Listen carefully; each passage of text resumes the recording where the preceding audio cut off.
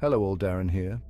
Thank you for joining me. Lovely to have you. If you'd like to see more unexplained and strange disappearances, subscribe and stay tuned for daily uploads. Now then, onto the video. Trevor Deely was a 22-year-old Irishman who vanished in extremely bizarre circumstances while walking home from a work Christmas party in the early hours of December 8, 2000. Despite numerous investigations and extensive appeals from both his family and law enforcement, absolutely no trace of him has ever been discovered.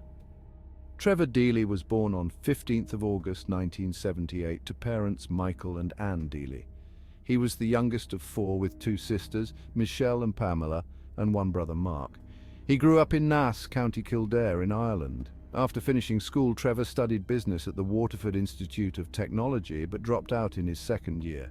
He subsequently completed a computer course in Dublin. In May 1999, he began working in the IT department of Bank of Ireland Asset Management on Leeson Street. In late November 2000, just weeks before his disappearance, Trevor flew to Alaska in the United States, having managed to acquire free flights there. His friend Glenn Cullen worked as a flight attendant for Aer Lingus at the time, and had managed to make the arrangements on Trevor's behalf. He went over to see a girl that he had met in Dublin during the summer while she was holidaying in Ireland.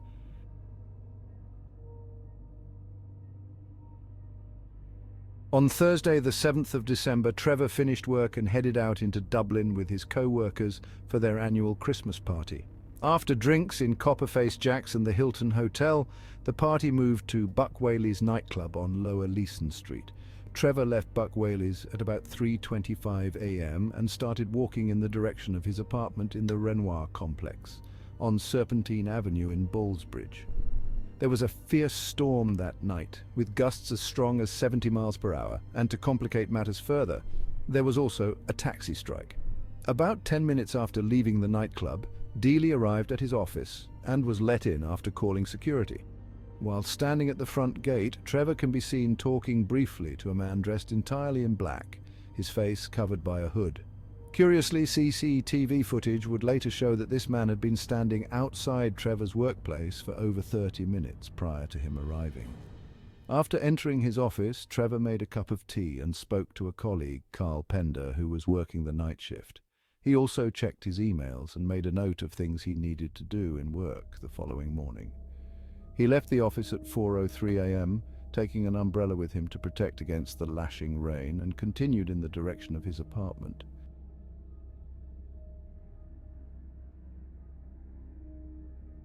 Trevor's absence from work the following morning was not seen as a cause for concern, as it had been a late night. Additionally, his flatmates were away that weekend, so they didn't know he was missing either. Only when he failed to show up the following Monday were alarm bells raised. His work informed his family, and after ascertaining that nobody had spoken to Trevor that weekend, they reported him as a missing person. Trevor's sister stated that she had attempted to call him several times over the weekend, and that although he hadn't answered, his phone had rung out. Over the following days, Trevor's family and friends put up hundreds of posters, handed out thousands of leaflets, and went from house to house and business to business inquiring if people had seen him. His friends were eventually able to obtain the CCTV footage used in the investigation. Detective Escott Michael Fitzgerald, who worked on the case from the beginning, stated, "I've never worked on a case where the family was so proactive. Unfortunately, the delay between Trevor being last seen and reported as missing meant that vital time was lost. Additionally, the entire area in which Trevor was last seen had been thoroughly cleaned in preparation for a presidential visit from Bill Clinton on December 12th, meaning any possible evidence was destroyed. The Garda Sub-Aqua team searched the River Dodder and the Grand Canal, but did not find anything. They were unable to drain the Grand Canal basin, as it would affect the structural integrity of the surrounding buildings. Two Gardaí traveled to Alaska to speak to the girl who Deely had traveled over to see before his disappearance. Deely's sisters also traveled to Alaska separately for the same purpose, but these trips produced no useful tips or leads.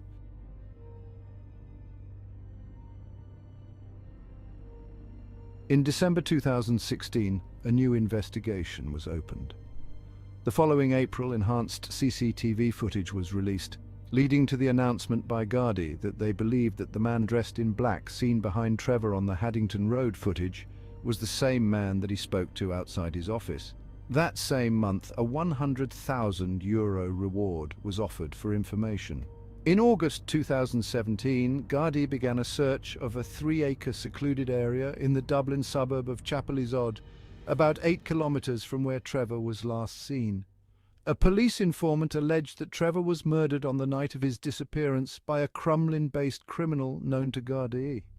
This gang was involved in the drugs and prostitution trade in the area where Trevor disappeared and had been investigated for the murder of Sinead Kelly in June 1998. The informant said that Trevor and his alleged murderer had not known each other and it was a chance encounter.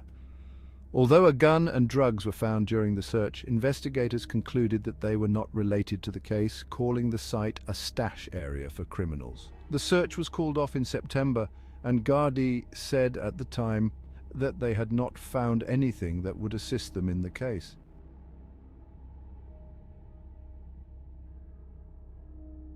In December 2023, Trevor's brother Mark said that the video of Deely on Haddington Road walking past the AIB bank had been digitally enhanced, and Gardaí had determined that there was nothing suspicious about the movements of the man in black who is seen walking along the footpath approximately 30 seconds behind Deely. The man seen in the video had been traced and interviewed, and was no longer a person of interest and was not the same man who had spoken to Deely outside his office earlier in the night. The man seen outside Trevor's office has never been identified and remains a person of interest.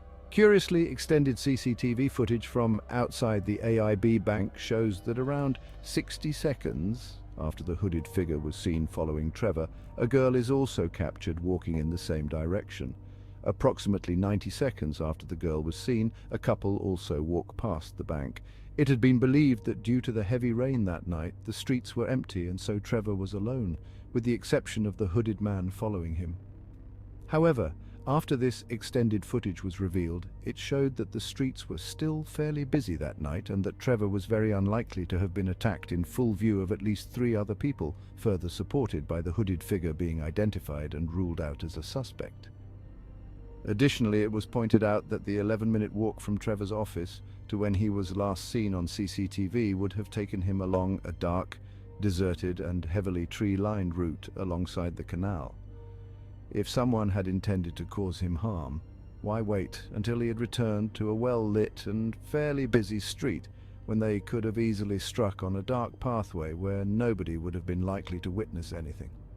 Finally, the route Trevor took back to his apartment that night was unusual, as it would have added unnecessary time to his journey, which could have been avoided had he just walked straight down Bagot Street.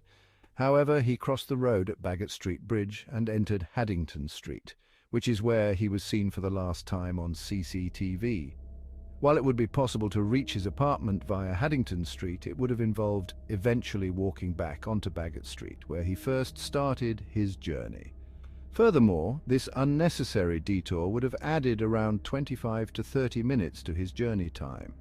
This raises the question of whether Trevor was intending to go straight home, or if he had planned to go somewhere or meet someone prior, as it seems unlikely that this intelligent and level-headed young man would have chosen to add so much extra time to his journey home, particularly on a night so wet and windy for no good reason.